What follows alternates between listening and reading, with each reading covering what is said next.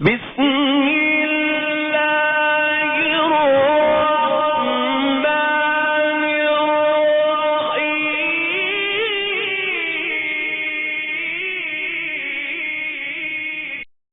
الحمدللہ رب العالمین صلی اللہ علی نبینا محمد وعلی آلہ وصحبہ اجمعین اما بعد عن عبداللہ بن مسعود رضی اللہ عنہ ان رسول اللہ صلی اللہ علیہ وسلم قال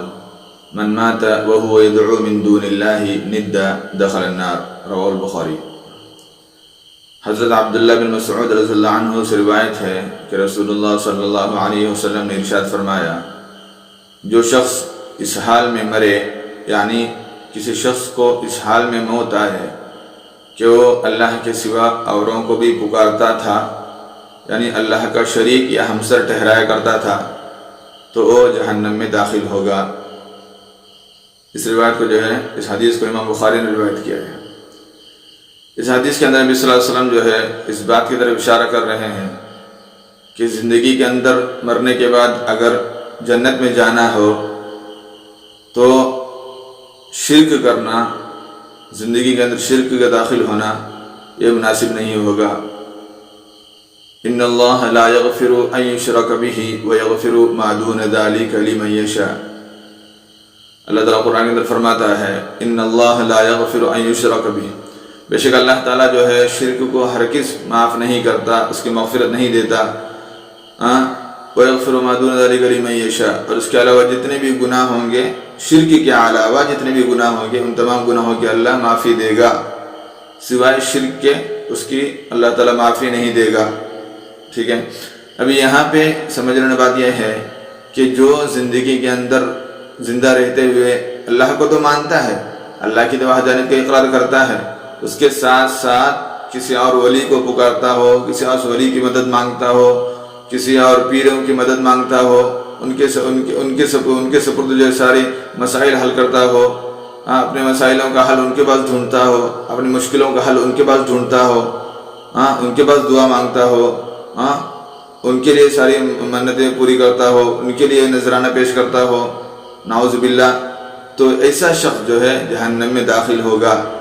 کیوں؟ نبی کریم صلی اللہ علیہ وسلم نے فرمایا جو شخص اس حال میں مرے، یعنی زندگی گزارتے ہوئے اللہ کو مانتے ہوئے اس نے ایک کام کیا کہ وہ اللہ کے علاوہ لوگوں کو بھی پکارتا تھا، یعنی مدد کے لیے لوگوں کو پکارتا تھا۔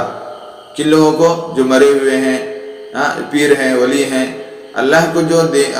عبادت دینی تھی، اللہ کو جو مرتبہ دینا تھا، وہی مرتبہ جو ولی اور پیر مر گئے ہیں ان کو دیتا ہو، ان کے لیے استغاثہ کرتا ہو، ان کے پاس مدد طلب کرتا ہو، اپنے مشکلوں کا حل ان کے پاس ڈھونڈتا ہو، اپنے تمام مشکلیں ان کے سامنے بیان کرتا ہو تاکہ ان سے کوئی حل ملے، تو یہ سب کیا ہوگا؟ شرک ہوگا، اور شرک کرنے والا ہرگز جنت میں داخل نہیں ہوگا۔ ابھی اس بات سمجھ لینا ہم یہ ہے کہ ہماری زندگی کے اندر ہم کتنی طور پر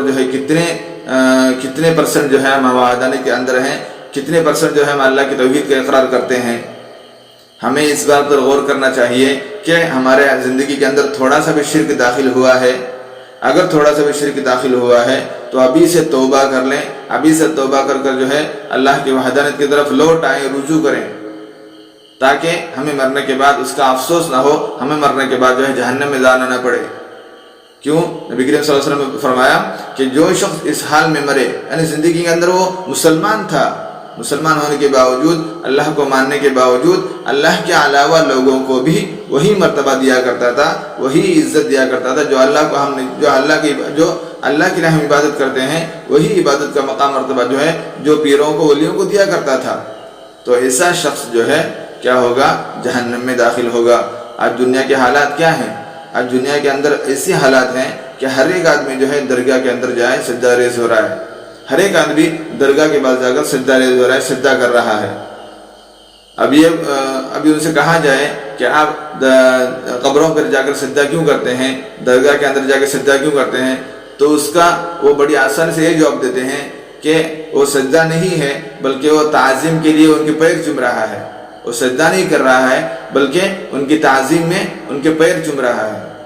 تو نعوذ باللہ، اللہ نے کسی انسان کو ایک انسان کے سامنے جھکنے کی اللہ نے اس کی اجازت نہیں دی ہے، لیکن اسلام کے اندر کسی انسان کو ایک انسان کے سامنے جھکنے کی، اس کے سجدہ کرنے کی، اس کے پاؤں چومنے کی، اس کے پاؤں پڑنے کی اسلام کے اندر اس کی اجازت بالکل نہیں ہے۔ تو یہ کہنا کہ قبر کے اندر، قبر کے پاس جا کر، درگاہ کے پاس جا کر جو ہے ان کے پاؤں چومے جا رہے ہیں یا ان کی تعظیم میں جھک رہے ہیں، یہ بالکل اسلام کے اندر شرک ہوگا، اس کی اسلام بالکل اجازت نہیں دیتا۔ آپ کہیں بھی ڈھونڈ لو، کسی کتنے بھی حدیثوں میں ڈھونڈ لو، صحابہ کے قصے دیکھ لو یا صحابہ کی زندگی دیکھ لو، اس کے اندر یہ کہیں نہیں ملے گا کہ وہ کسی کی تعظیم میں جھک رہے ہیں، کسی کی تعظیم میں کسی کے پاؤں پڑ رہے ہیں، کسی کی تعظیم میں ان کی عزت کرتے ہوئے پاؤں چوم رہے ہیں، بلکہ یہ سراسر شرک ہوگا۔ اللہ کے حکم کے تعمیل کرنے کے بجائے اللہ کے حکم کی پامالی کی جا رہی ہے، اللہ کے حکم کو چھوڑ کر دوسرے کاموں میں لگا جا رہا ہے، تو یہ سراسر شرک ہوگا۔ اللہ کے وحدانیت کو چھوڑ کر اللہ کو جو سجدہ کرنا تھا، اللہ کے سامنے جو سر جھکنا تھا، اللہ کی جو تعظیم کرنی تھی، تعظیم کے سامنے اللہ کے لیے جو سجدہ ریز ہونا تھا، وہی سجدہ، وہی عزت، وہی تعظیم جو ہے آج ہم مرے ہوئے لوگوں کو دے رہے ہیں۔ تو خدا را اس سے گریز کریں، اس سے بچیں، اپنے آپ کے فکر کریں، اپنے آپ کی، اپنے خاندان کی فکر کریں کہ ہم کیسے یہاں سے اپنے ایمان کو سلامت رکھ کر جنت میں کیسے جائیں گے، اس کی فکر کریں کہ نعوذ باللہ کہیں ایسا نہ ہو کہ ہم زندگی تو گزار رہے ہیں اس حال میں، ایسے یہ سوچ کر کہ ہم مسلمان ہیں، ہم جنت میں جائیں گے، یہ سوچ کر ہم زندگی گزار رہے ہیں، اور اس کے ساتھ ساتھ ہم اپنی من چاہی زندگی گزار رہے ہیں، شرک کرتے جا رہے ہیں، لیکن ہمیں اس کا احساس نہیں ہے۔ تو نعوذ باللہ کہیں ایسا نہ ہو کہ مرنے کے بعد ہمیں جہنم میں جانا پڑے۔ اللہ تعالیٰ ہم تمام کی حفاظت فرمائے اور ہم تمام کو جنت میں داخل فرمائے۔ اللہ تعالیٰ سے یہی دعا ہے کہ اللہ تعالیٰ ہم تماموں کو اس کے دین کو سمجھ کر اس پر عمل کرنے کی توفیق نصیب فرمائے اور شرک سے ہمیں پاک فرمائے۔ آمین۔ السلام علیکم ورحمۃ اللہ وبرکاتہ۔